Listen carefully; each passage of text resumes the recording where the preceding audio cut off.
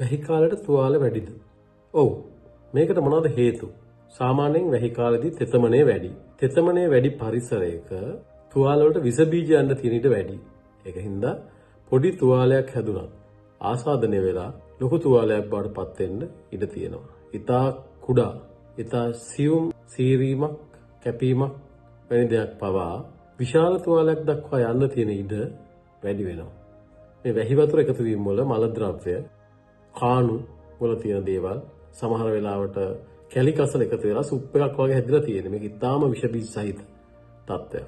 මේ අපජලය නිසා චූටි තුවාලයක් හැදලා තිබෙත් ඒකට විස බීජයන් ඉඳලා තියෙනවා. මේ අපජලයේ තියෙන සමහර විශේෂ බැක්ටීරියා වර්ග නිසා තුවාල සහ දද ඇති වෙන්න වැඩි ඉඩක් තියෙනවා. තුන්වෙනි කාරණාව තමයි තෙත පාවහන්. උදේට ඉස්කෝලේ යනකොට සපත් දෙක තිබුණාම හැම දාගෙන යනවා. වැඩට යනකොටත් ඕක ඔය ආකාරයෙන්ම කරනවා. මේ තෙත පාවහන් දාගෙන ඉන්න නිසා පුස් වර්ග සඳහා සුදුසු පරිසරයක් නිර්මාණය වීමත් නිසා බොහෝ වෙලාවට ඇඟිලි කරු අතර සුදු වීම, විස බීජ ගිහිල්ලා ඉදිමිලා සෙලියුලයිටිස් වගේ තත්ත්වයක් දක්වා යාම වගේ දේවල් අපි නිතරම දකිනවා. දියවැඩිය රෝගීන්ට, ස්ථූලතාවයේ තියෙන අයට, කකුල් ඉදිමිච්ච අයට වගේ මේ ඇඟිලි කරු අතර තියෙන ආසාදනය, ෆංගල් ඉන්ෆෙක්ෂන් එක බහුලව පැතිරෙන්න පුළුවන්. වැහි කාලයට ඇති වෙන තුවාල වලින් බේරෙන්න අපි මොකද කරන්න ඕන?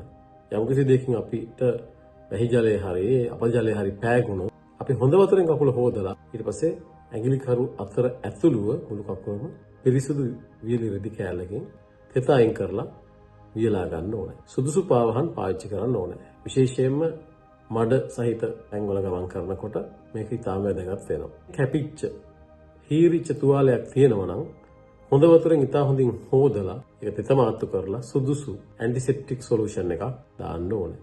ඒ වගේම මේ කාලෙදී දියවැඩිය රෝගීන් තමන්ගේ කකුල් දෙක නිතර දිනපතා පරීක්ෂා කරලා යම්කිසි සැකසහිත තත්ත්වයක්, ඇඟිලි කරු අතර සුදු පාට වීමක්, තුවාලයක්, කැපුමක්, ඇනිච්ච දෙයක් තියනවද කියලා කකුල පරීක්ෂා කරගන්න ඕනේ.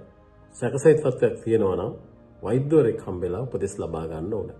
වැහි කාලෙදී ඇති වෙන ඉතා කුඩා තුවාලයක් වුණත් නොසලකා හරින්න එපා. මොකද ඒ තුවාලය ආසාදනය වෙලා විශාල තුවාලයක් බවට පත් වෙලා ලොකු හානියක් ඔබට කරන්න පුළුවන්. මේ වැහි කාලෙදී සියලු දෙනාම උත්සාහ කරන්න තමන්ගේ දෙපා වියලිව තබා ගන්න සහ දෙපා ආශ්‍රිත සම ආරක්ෂා කර ගන්න.